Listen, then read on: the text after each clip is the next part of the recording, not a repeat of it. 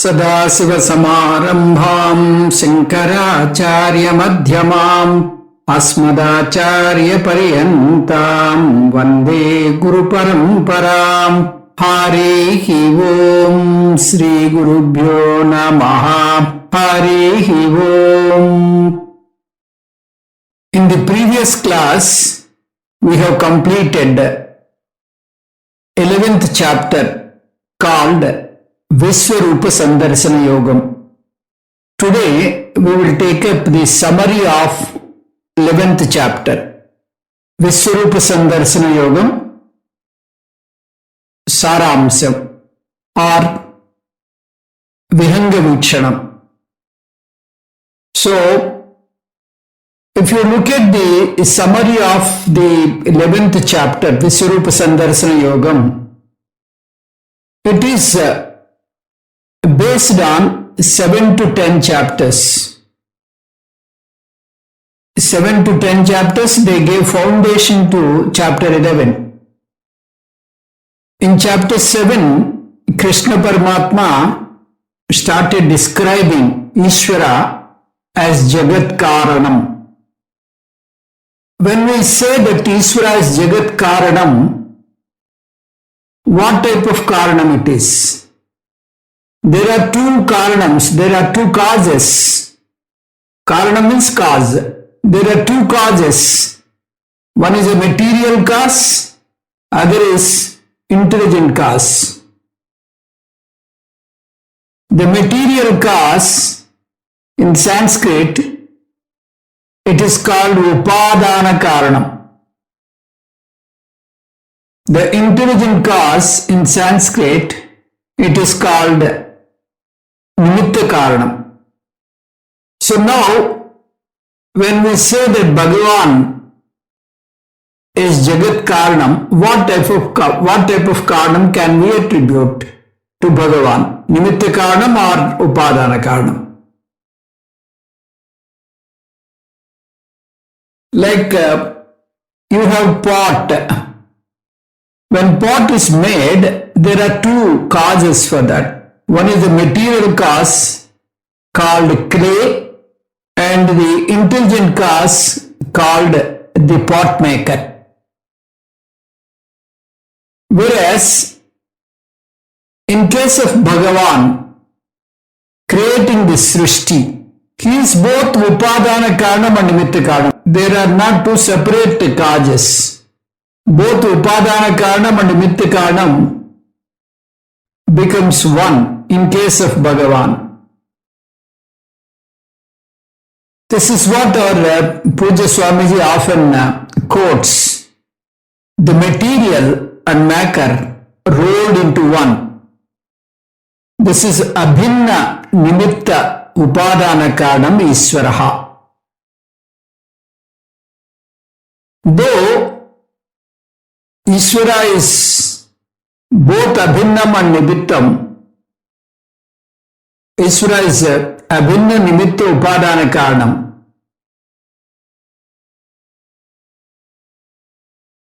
We give more importance to Upadana Karanam because Upadana Karanam alone changes into different things. Behind that there is a Nimitta Karanam. Like clay becomes different earthenware. Clay becomes pot, clay becomes a diya. Like that with clay we have umpteen items.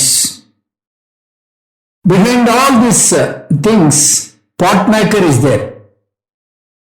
His hand is there. In the same way, gold appears as varieties of ornaments. But throughout the karyam, so-called ornaments, gold alone is there. In fact, different from Upadana Karanam, there is no karyam at all, no product at all. Swarna Vyatirikta Abharananam Mulyam Nasti. So, without gold, ornament has no existence. Behind Nama and Rupa of the Karyam, there is only one Upadana Karanam. Behind ring, behind bangle, behind necklace, gold alone is there. So, if you want gold darshanam, you need not run around. Simply see the ornaments. You may say, I don't want to see the ornaments, I want to see the gold. People will laugh at you. Because, in fact, there is no object as ornament without gold. Gold alone appears as the ornament. So, karanam ekam, karyam anekam. So, if you look at the karyam, you are looking at the karana. If you look at the karyam, you are looking at upadana karana darshanam. You are looking at upadana karana. So, you are getting upadana karana darshanam. This is a very important thing to know. By looking at karyam, you are looking at karanam. So, in all these 4 chapters, this particular aspect is highlighted. Ishvara is not the material cause for ornaments or pots. He is the Upadana Karanam, who is the material cause for the entire Jagat. That's why Bhagavan said, I am Paraprakriti, I am Aparaprakriti. This Jagat is manifested in different names and forms. All these names and forms are Ishvara's manifestation. Ishvarasya avastha bhedaha eva prapanchaha. In Karanavastha it is gold. In Karyavastha it is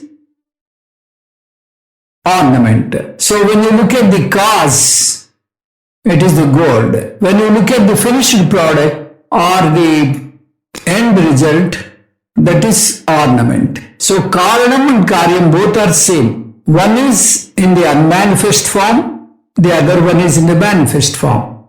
The same way, Ishvara and Jagat both are same. If Jagat is in the unmanifest form, it is Ishvara. If it is in the manifest form with variety and varied, with different nama and rupa, with different names and forms, then it is called Jagat. Ishvaraha eva prapanchaha. Prapanchaha eva Ishvaraha. So, there is no difference between Ishvara darshanam and Prapancha darshanam. If you are transacting with the world, that means you are transacting with the God. If you are looking at the world, you are looking at Bhagavan. Jagat is Bhagavan's Vyakta Rupam. If you understand Jagat properly, that is Ishvara. If you realize Jagat properly, that is Ishvara. If you don't understand Ishvara, that is Jagat. If you don't see the reality of Jagat, Jagat appears as Jagat only. So, Jagat is Ishvara's Vyakta Rupam. That is what we call in this particular chapter as Vishwarupa Darshana. Jagat doesn't change. Jagat doesn't become Ishvara. Jagat will not take extraordinary shape like a mega human being. No. The very Jagat is Ishvara.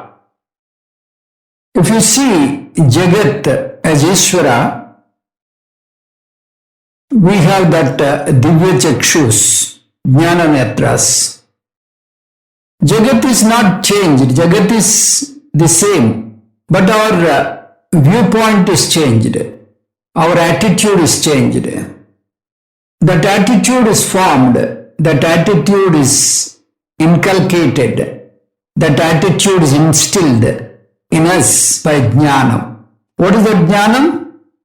Whatever you see, whatever you transact, whatever you undergo, that is all Ishvara. The Jagat is Ishvara. Jagat is the body of Ishvara. Vishwa eva rupam sariram yasya saha Vishwarupam. This is not an extraordinary darshanam. It is very much available for everyone. But all are not capable of seeing this. This is to give an extraordinary value to an ordinary thing. This is not a great thing for us. This is very common to us. For example, somebody offers you a laddu. Some people say that we have diabetes, so we cannot take it. But the moment the person says this is Tirupati laddu, then he will take a small bit of it and take it with reverence. So the attitude is changed. The attitude when it is an ordinary laddu has changed as prasadam. So if you look at that laddu, there is no change, there is no chemical change, there is no physical change. Laddu is laddu. But in our mental plane, that attitudinal change has taken place. Similarly, if you have Divya Chakshus, your attitude is changed.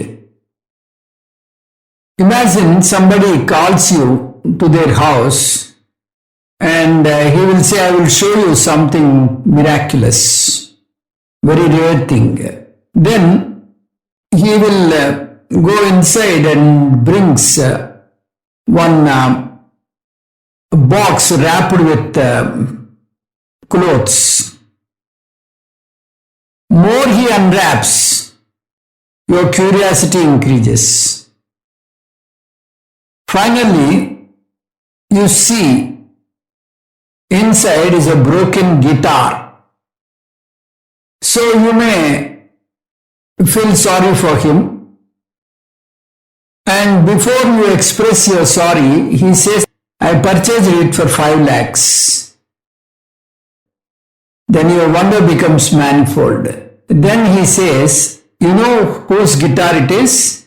Harrison's guitar. If you do not know who is Harrison, you will not like it, you will not give the value for it.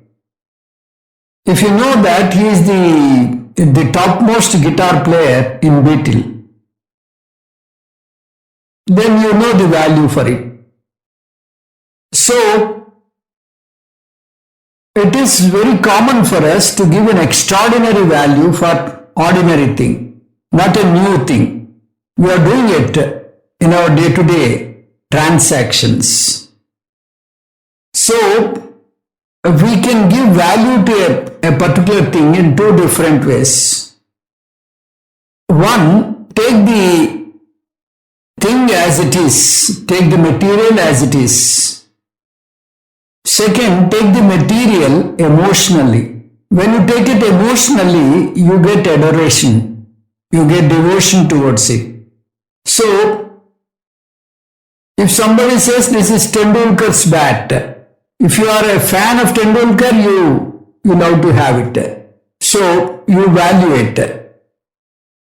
So, same principle works here for Jagat also. Jagat is ordinary, Jagat is very common, very normal to all of us. Every day we are transacting with it. We don't see anything special. But if you want to enjoy, if you want to really get the happiness you should have Ishvara Bhakti. If you want to have Ishvara Bhakti, you should have Ishvara Jnanam. You should understand that Ishvara is Upadana Karanam, material cause. For Jagat as Karyam. For Jagat as Karyam, Ishvara is the Upadana Karanam, material cause. Therefore, Ishvara is there in the Jagat all through, in and out. In every bit of Jagat, Ishvara alone is there because he is the Upadana Karanam. Where is the gold in the ornament? In and through the ornament, gold alone is there. Without gold, there is no ornament. In the same way, in and through the Jagat, Bhagavan alone is there. Without Bhagavan, there is no Jagat. If you digest this fact, if you understand this fact, if you meditate on this fact, you love to see the world as Bhagavan, and you have the reverence, and you have the adoration, and the world becomes a thing of adoration, a thing of beauty. You don't hate anything in this world. Earlier you were hating certain things in this world. Now nothing is creating hatred in your mind. You have that Ishvara Buddhi in the Jagat. So with this context, with this idea, with this thought, we will enter into chapter 11. Chapter 11 can be understood as 7 different aspects. The first aspect is the introduction, which starts from sloka number 1 and proceeds up to 8.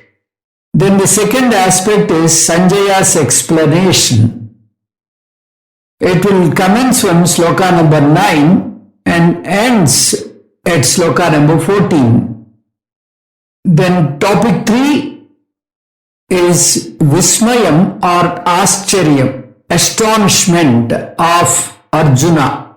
It is dealt from sloka number 15 up to sloka number 22. Then topic number 4, Arjuna's fear. It is dealt from sloka number 23 up to 30th. The fifth topic is the question posed by Arjuna and the answer given by Krishna Paramatma. It is from sloka number 31st to 34. Sixth topic is Saranagati or Bhakti, the submission of Arjuna. This is from sloka number 36 up to 46. And the final topic, the concluding topic is Upasamharam, the conclusion, which is from sloka number 47 to 55, the end of the chapter. So we will see topic by topic. The first topic is Upodgatam, which is from sloka 1 up to 8. Arjuna wanted to see Vishwarupa Darsana. So he requested Krishna Paramatma to show Vishwarupa Darsana. Well, Vishwarupa Darsana is not another avataram. It's not another incarnation. It is very easy to show another form because he can give a flash of that avatar and vanish. But to look at Jagat as Ishvara, one has to have the attitudinal change. One should be equipped with a special knowledge and that capacity of gazing the same world as Ishvara is described in Shastra is having Divya Chakshus, having specialized Jnana Netram. So, I will equip you with Divya Chakshus. In technical terms, if you have to tell this, you should be void of ahankara and mamakara, the I-ness and the feeling of mine, I and mine. When you have the vision of Vishwarupa, everything is God's. Your house is God's property. Your body is God's property. Tan man dhan sab kuch tera. You should be able to pronounce this loudly without any inhibition. So, ahankara mamakara rahitam manaha divya chakshuhu. So, Paramatma created this kind of feeling temporarily to Arjuna. Arjuna did not develop it over a period of time. It is possible for a sadhaka to develop this state by karma yoga and upasana yoga. But Arjuna did not do any such thing, but he was blessed by Bhagavan to have such a temporary darshana. That means to have such an attitudinal change. Topic number 2, Sanjaya's explanation. Sanjaya intervenes and explains the situation. When Arjuna was blessed with Jnana Netrams, he is totally flabbergasted. He is into total astonishment. And if Sanjaya could see this, that means Sanjaya had such a Divya Chakshu already. That means he could win over Ahankara and Mamakara. He is a Sadhana Chatushtaya Sampanna. So Sanjaya says Krishna Paramatma appeared with 1,000 hands, with 1,000 legs, with 1,000 heads. Like that, he appears. So all the legs, all the hands are Bhagavan's hands. Ayam me hasto Bhagavan, ayam me Bhagavattaraha, ayam me Vishwadeshajo yagum Sivabhibarsanaha. Rudram. Ayam me hastaha Bhagavan. So you look at your hands, and these hands are Bhagavan's hands. That doesn't mean the others' hands are not Bhagavan's. That all hands are Bhagavan's hands. So much so, your hands are Bhagavan's hands. Sahasra Sirsha Purushaha Sahasraksha Sahasrapat. In Purusha Suktam, it is mentioned like this. All the heads, all the eyes, all the legs are Bhagavan's legs. So, Sanjaya explained this to Dhritarashtra. Having seen this beautiful picture of God as Jagat, initially Arjuna was wonderstruck. He felt Vismayam or Ascharya. This is the third topic, which is dealt from sloka number 15 up to 22. Arjuna had 3 different responses. First one is astonishment, second one is bhayam, third one is submission. We will see slowly one after the other. So, if you are capable of looking at the world as Bhagavan, everything is a wonder. You really get enticed by the very Jagat itself. We always look the Jagat from Jiva Srishti, not from Ishvara Srishti. We always have the biased way of looking at the world. I like this, I don't like this. I hate this, I like this. Like that, you have Jiva Srishti when you look at the world. But if you look at the world as Ishvara Srishti, everything is wonderful. What is this life full of care? We have no time to stand and stare. An English poet, Davis, he said that we lost that emotional mind to enjoy the nature, enjoy the world. Everything is a wonder in this nature. We are so busy with the rat race. So we lost that capacity. So he feels sorry for the human being as he is growing materially. He is stuck with the work and other things. He lost that aesthetic sense. He is unable to look at the landscape and enjoy. He is unable to enjoy the nature at its lap. Everything in this world is a wonder. It appears in Australia there is certain ants. They create their hood so special that they can have temperature control. They have not studied any engineering course, but they have got that capacity. See, look at the honeycomb, how honey is collected in that honeycomb. Everything is a wonder. If you look at stars, it is a wonder. If you look at flowers, it is a wonder. So the nature itself is a wonderful thing. So Bhagavan appears as the very nature. So initially Arjuna had wonder and he enjoyed nature as God. Slowly Arjuna is getting scary because he started looking at the Laya aspect of the Bhagavan.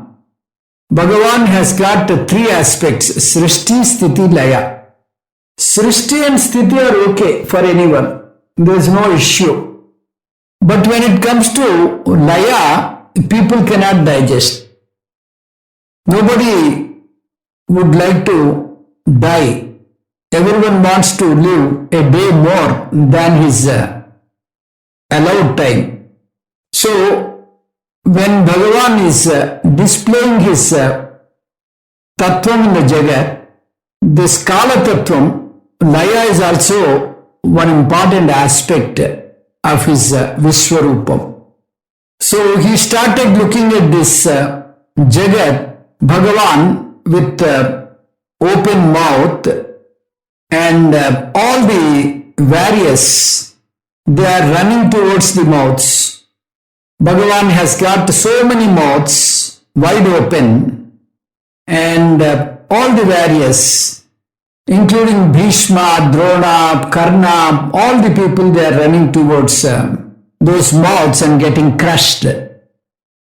Bhagavan is eating them and tasting them and enjoying he is enjoying the food, which is the great warriors. His food is the great warriors of the Mahabharata war. So this scene, Arjuna could not digest. He is licking them. Some are being crushed between the teeth and they fell helter-skelter in the mouth. So this scene, this particular scene, Arjuna felt so bad. He could not digest. He got terribly worried and this horrifying scene created an agitation in his mind. So the fifth topic is Arjuna posed a question to Krishna Paramatma. Hey Krishna, who are you? What is your function? Why are you doing this? Then Krishna Paramatma said, I am Kala Tattvam. I am Mahakala. I am Layakaraka. So he said, I am the Kala Tattvam which takes away all the people. I resolve this entire Jagat at the time of Pralayam. So your role is only to act. The real doer is myself. Their prarabdha is over, I have to take them away. All the human beings, they take birth and they have to die. when the day comes. Nobody can stay here. So you are only nimittam, you are only instrumental. So even though I kill them, according to their prarabdha, people think that you have killed them and you get the fame. So one should have the capacity to accept all the three things, Srishti, Sthiti and Laya. This expansion of mind is possible only through Jnanam. We should understand the Srishti, Sthiti and Laya and take it with equal spirit.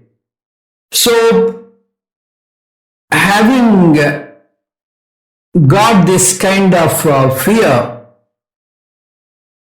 Arjuna surrendered to God. He submitted himself to God. This is a Saranagati state. Topic number 6, or Bhakti state, topic number 6, which is from sloka number 36 up to 46. So he offers many salutations. My salutations unto you from the front, from the back, from the top, like that he says, you are everywhere, so I offer my salutations unto you. Please mellow down, please come back to your normalcy. I am unable to, stand it. So, he requests, he pleads Bhagavan to take back his Vishwarupam, and he requests him to come back to the normal form. The ordinary Krishnamurti. From Vishwamurti he wants Krishnamurti form. So, Bhakti is in 3 states. Ekarupa Bhakti, Anekarupa Bhakti, Arupa Bhakti. This Anekarupa Bhakti is Vishwarupa Bhakti, or Vishwam as Bhagavan. If one is not matured enough, he cannot accommodate this. He cannot enjoy. On the contrary, he gets scary. This is what happened to Arjuna. He is not having that maturity, the spiritual maturity to digest this, to understand this. To accommodate this, one should be free from ahankara and mamakara. Then only one can accommodate this. So, we have to process our ahankara and mamakara by karma yogam and upasana yogam. Then you can slowly escalate from ekarupa Ishvara to anekarupa Ishvara or Vishwarupa Ishvara and enjoy the Vishwarupa Darshanam. That means the Jagat as Ishvara. And you can say Deho Devalaya Proktaha. This Deham itself is Devalaya. So everything is God's, nothing is mine. That kind of reverence he will have. So with his request, Bhagavan, he takes back the Jnana Netram given to Arjuna, and he appears as Krishnamurti, the usual Krishna form. So the final topic, Upasamharam, is taking place. This is from sloka number 47 up to 55. Bhagavan said that this particular form, so-called Vishwarupam, is a very rare thing.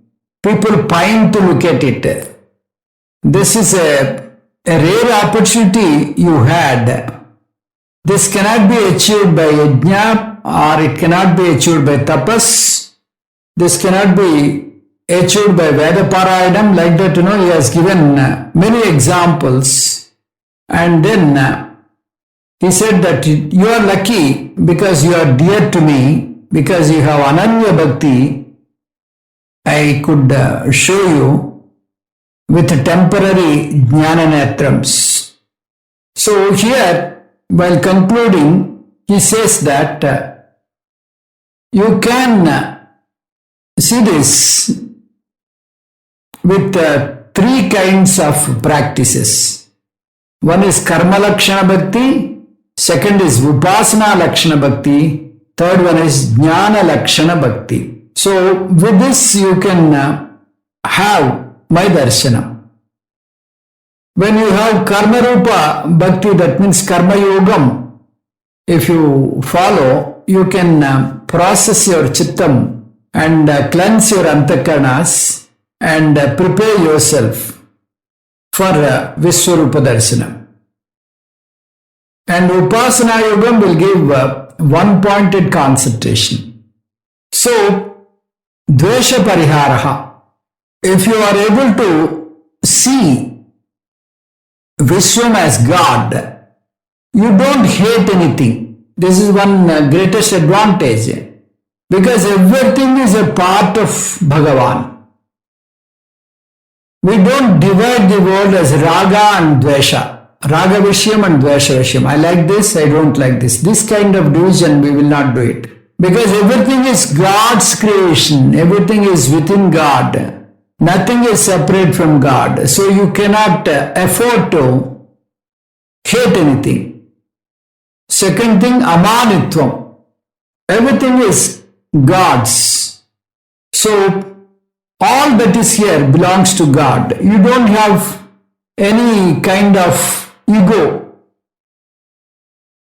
You may have some skill. You may be having lot of reputation in your field.